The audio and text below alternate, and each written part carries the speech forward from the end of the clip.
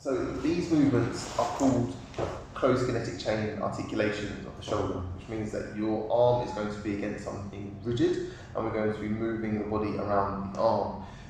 By doing so, we can exert more force, but also we can reduce pain at the same time. Now, to start off with, we're going to be mobilizing my right shoulder into horizontal flexion. And the way that we're going to do that is like so. So I'm going to drop the same leg on the side that I'm trying to articulate. And then from here, I'm going to imagine that our arm is relatively dead, but I want to maintain it in a straight position. From here, I'm going to use my core to roll over my shoulder. And right now, my shoulder is essentially as horizontally flexed as it could be. There's no more give in the shoulder. But for those of you who are in pain, you might find that you can only get to here before you start to feel it.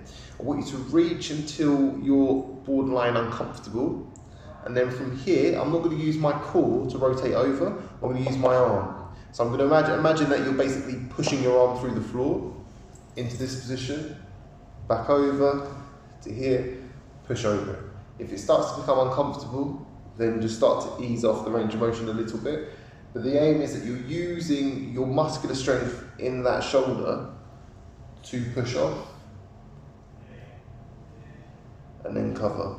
So pushing away, and then use my core strength to come over, and then pushing and coming off. If I wanted to make it harder, I start to add more weight to that side of the arm. So now it starts to become more difficult. That's horizontal flexion. I can also try pure flexion. So from here, the further I roll onto that shoulder, once again, when I get my chest to the floor, it's starting to become quite uncomfortable. And my right shoulder is quite stiff, so that's obviously probably why.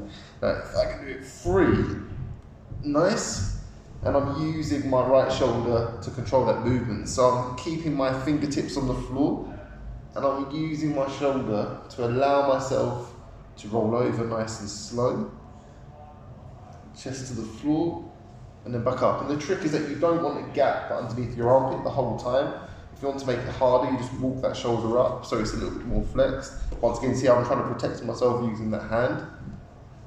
But the less I protect myself, the more difficult it's going to be. And then once again, the more weight that I place over this side, the more difficult it's going to be. Really gentle articulations. Keep up with those for maybe 60 seconds a side. See how you get on. The way that you scale the movement down is you either reduce the range of motion or you change the position of the shoulder. So from here, this position might be a little bit easier, that position might be a little bit easier, that might be harder, that might be easier, and you gradually work into the ranges of motion that you find most challenging.